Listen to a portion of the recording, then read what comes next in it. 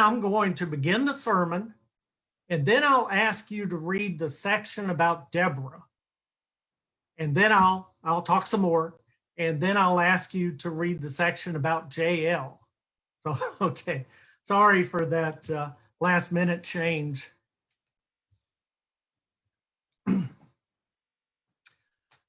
So,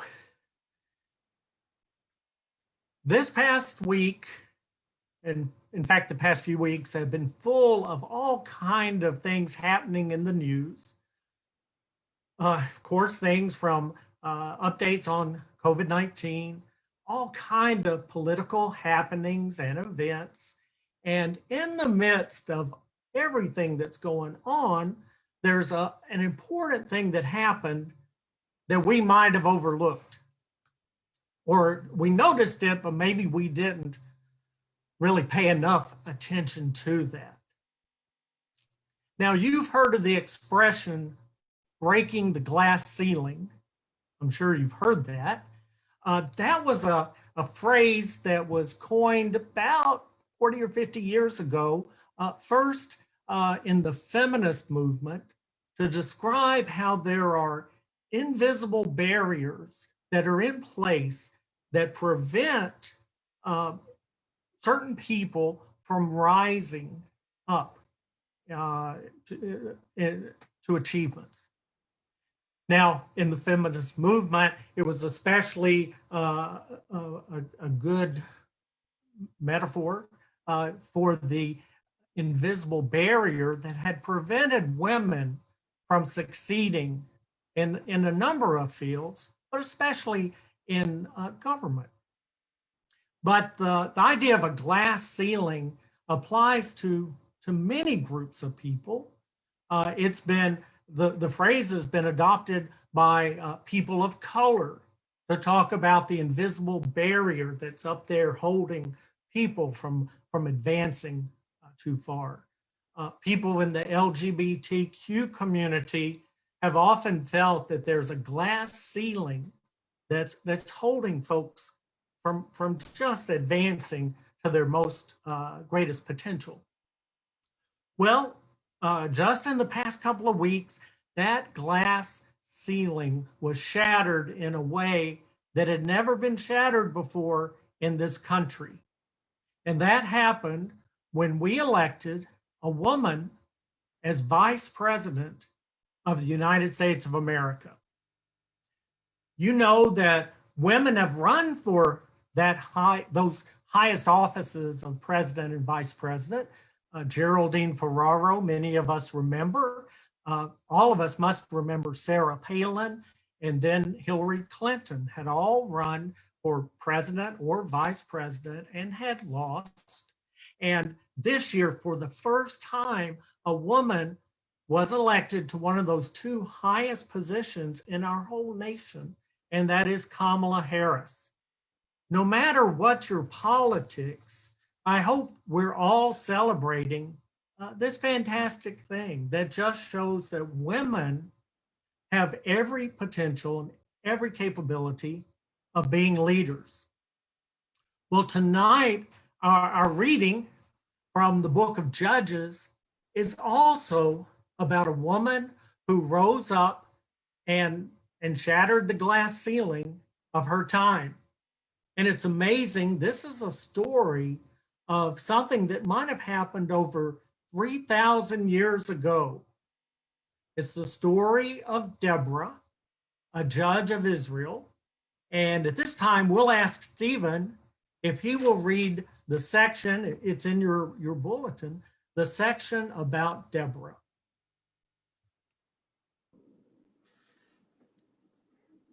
At that time, Deborah, a prophet, wife of Lapidote, was judging Israel. She used to sit under the palm of Deborah between Ramah and Bethel in the hill country of Ephraim. The Israelites came up to her for judgment. She sent and summoned Barak, son of Abinoam, from Kadesh in Naphtali, and said, "The Lord, the God of Israel, commands you. Go, take position at Mount Tabor, bringing 10,000 from the tribe of Naphtali and the tribe of Zebulun. I will draw out Sisera, the general of Jabin's army, to meet you by the Wadi Kishon with his chariots and his troops, and I will give him into your hand. Barak said to her, if you will go with me, I will go. But if you will not go with me, I will not go. And she said, I will surely go with you. Nevertheless, the road on which you are going will not lead to your glory. For the Lord will sell Sisera into the hand of a woman. Then Deborah got up and went with Barak to Kadesh. So the first lesson that I want us to all to comprehend tonight is that God called this woman, Deborah, to the highest position of leadership in Israel at that time. You know, the book of Judges is made up of stories of the judges of Israel. Some of them are famous to us.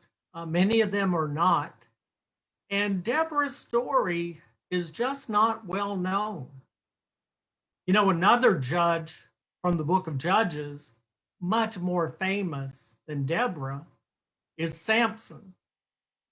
You could ask any little girl or boy who's been in Sunday school who is Samson, and they could tell you a story. They probably wouldn't tell you that Samson wasn't a very good judge in Israel, but he certainly gets a lot of attention today. He's famous.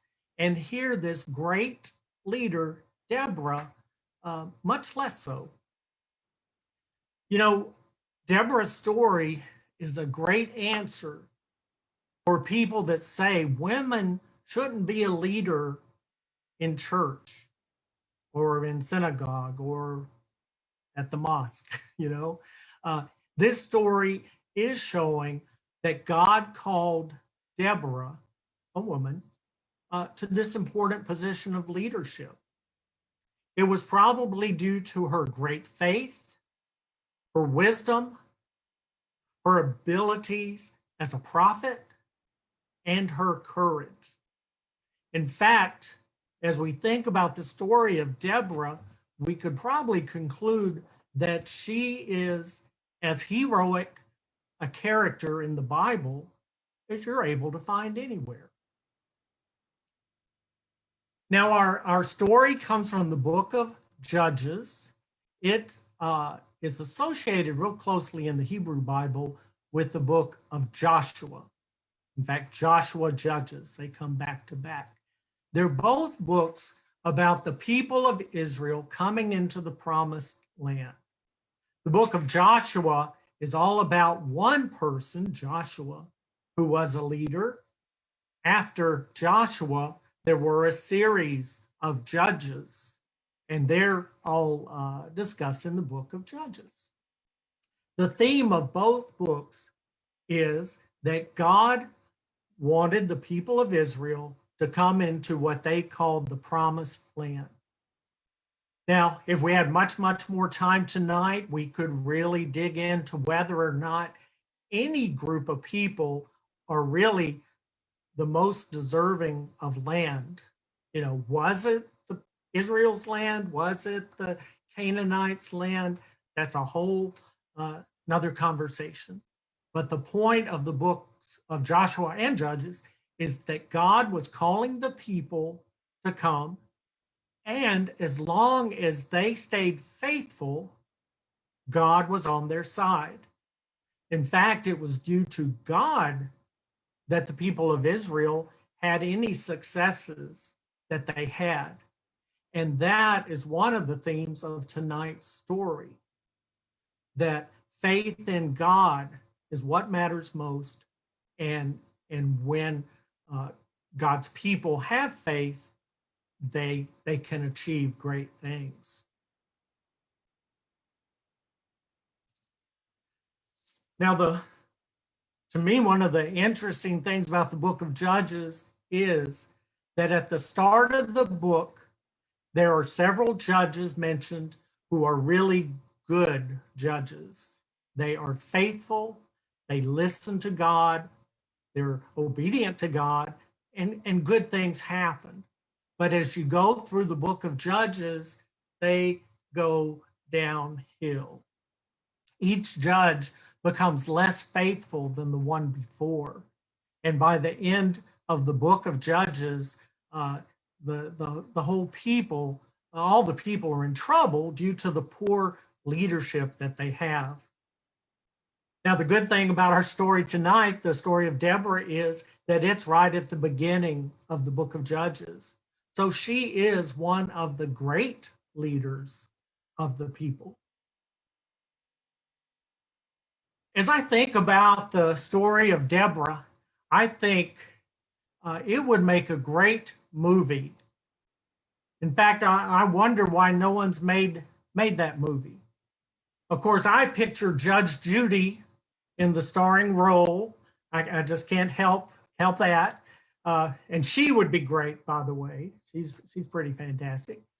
And the story is made for Hollywood. There's action and fighting. There's sex. There are heroics and great deeds, and there's cowardice and lowly deeds, and it's an adventure.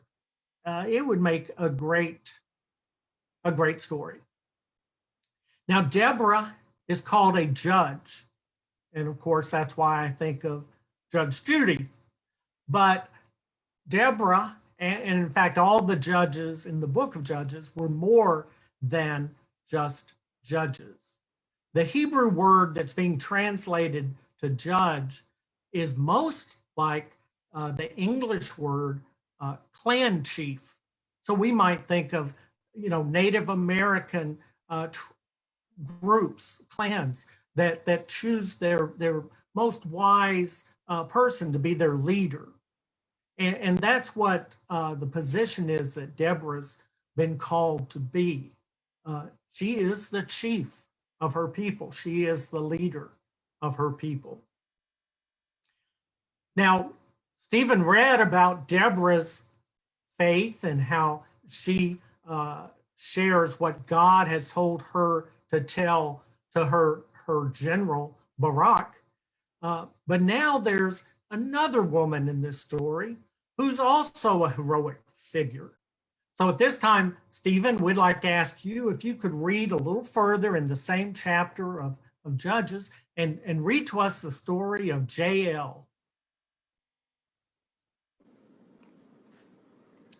Now Sisera had fled away on foot to the tent of Jael, wife of Heber the Kenite. For there was peace between King Jabin of Hazor and the clan of Heber the Kenite. Jael came out to meet Sisera and said to him, "Turn aside, my lord, turn aside to me, have no fear." So he turned aside to her into the tent, and she covered him with a rug. Then he said to her, "Please give me a little water to drink, for I am thirsty." So she opened a skin of milk and gave him a drink and covered him. He said to her, "Stand at the entrance of the tent, and if anybody comes and asks you, 'Is anyone here?' say no."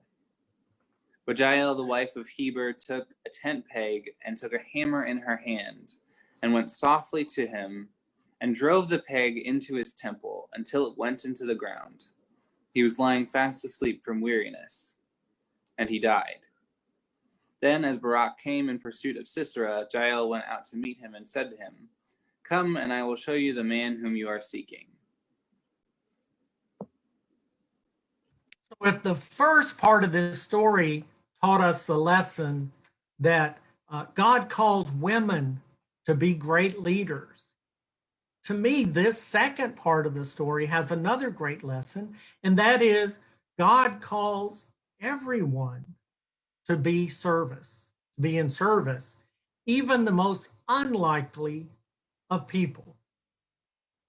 So if we think of Deborah, if we think of Jael, we can think how amazing it is that a woman 3,000 years ago achieved a position of the ultimate leader of her community.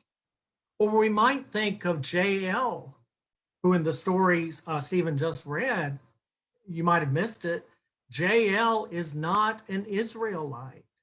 She is somebody of a different ethnicity. And, like Deborah, she's a woman. And yet it's Jael that takes that final act and defeats the evil general Sisera by driving a tent peg into his head. So both of these stories show that unlikely people, the people who you might not expect to rise to high positions of achievement or great deeds, how they too can flip the story. In fact, Jael flips the story from being in a position of weakness. You know, this general who comes into her tent, she could have been a victim. You know, she could have been attacked by him or abused by him. And instead, she becomes the hero because she takes a decisive action. So, how can any of us stop and say, I can't do that? How can any of us say, I can't do that? I'm a woman. I can't do that. I'm from the LGBTQ community. I can't do that. I'm too old, or I'm too young, or I don't really have the talents that everybody else has.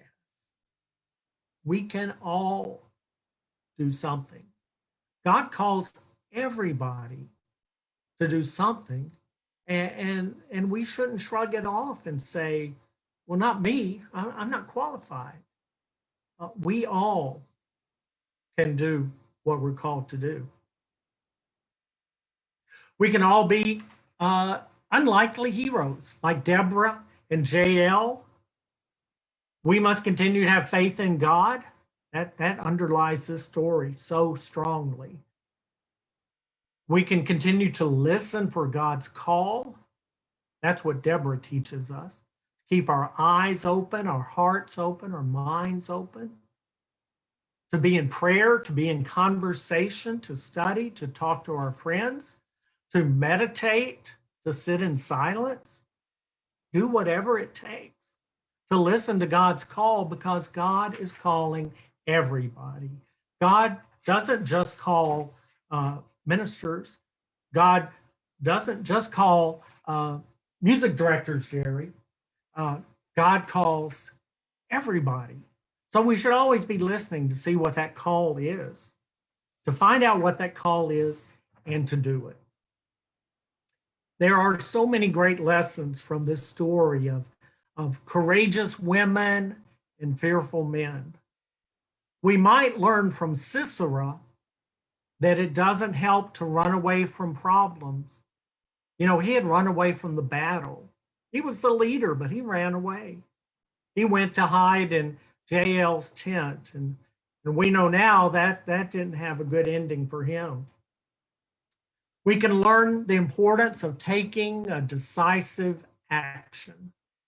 Jael saw her opportunity. She knew it was only going to be there for a short time, and she took it. She saved the day by doing the most difficult of things.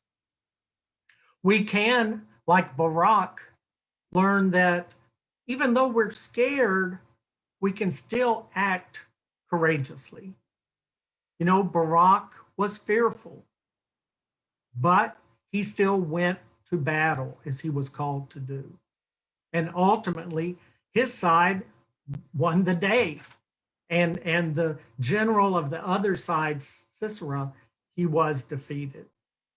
Most importantly, I think, though, we can learn the lesson of Deborah, the importance of listening to God's call and sharing that message with those around us. So may all of us, every woman and man, every girl and boy, be strong, courageous leaders like Deborah. Amen.